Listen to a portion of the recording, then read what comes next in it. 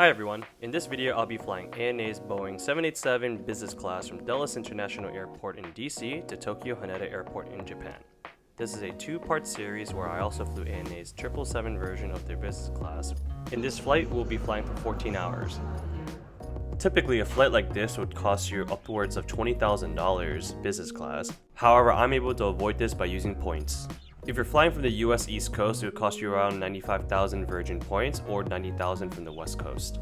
I spent roughly 75,000 Amex points, which was worth around $1,500, saving me nearly $20,000 for the same flight. I was able to do this because American Express had a 30% transfer bonus at the time for Virgin Atlantic.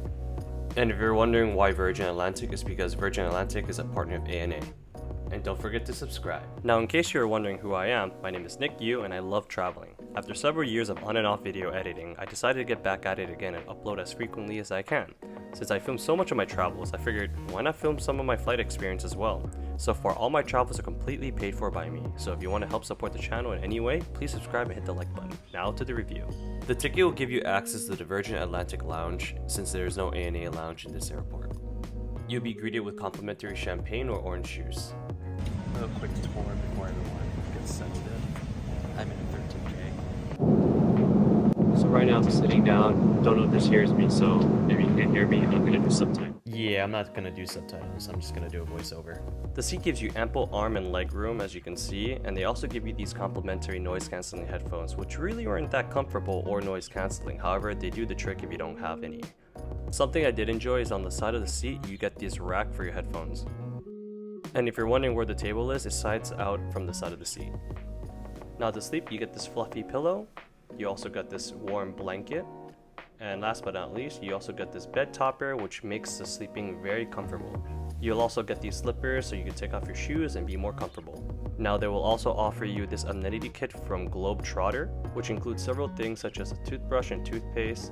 You'll also get hand lotion, lip balm, an eye mask, and also earplugs. On the side of the seat, there are also several buttons that give you options of how you want to sit down on your chair or to convert it into a bed. These are actually one of the most comfortable chairs I've ever sat in on a plane. In case you don't want to use the touchscreen, there's also this handy remote control right next to the chair. There's also this reading light that took me 5 minutes to figure out how to use. And I think that's really it. And now for the amazing food. To start off the meal, I actually got their yuzu signature drink, which is more of a soft drink. It's very refreshing. And with that, I also got their Kamo Shibito Kuheji Human Sake, which is very smooth and very fruity. I'm not really an alcoholic drinker, but I wanted to give it a try, especially since I'm going to Japan. And with that, you get some dried nuts and this weird duck ham thing that tasted really good. For the main course, there are actually several dishes. What you're gonna see here is the tamago egg, there is smoked salmon, a piece of crab, some vegetables and fungus, or should I say mushrooms, chicken, and this apricot soup base in the first plate that I got. It was very light and very refreshing.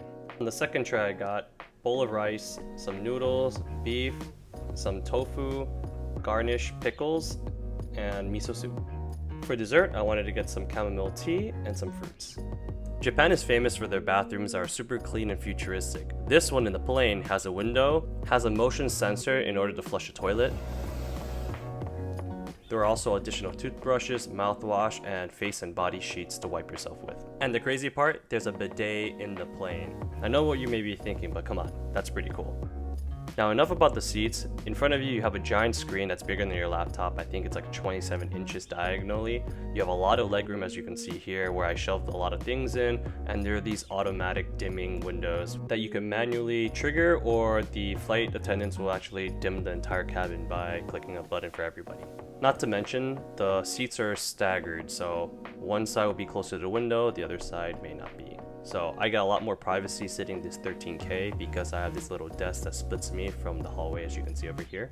I also noticed that I was the only one in this row, so I could have probably hopped onto any of the other chairs. Now to set up the bed, they don't do it for you, you have to do it yourself, but it's pretty straightforward. And remember what I said about the dimming windows? Look how pitch dark the cabin got. And now to get a quick nap, I grabbed my eye mask and went to sleep.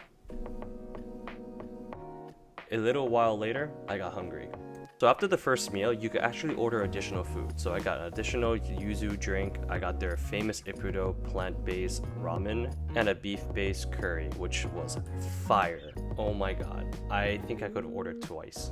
I mean, look at this close-up, like look how good this looks. Like the food is so delicious. It's airplane food. People used to joke about airplane food. If you're sitting in the last seat of the business class, the premium cabin actually turns on the light and it would leak over to your seat.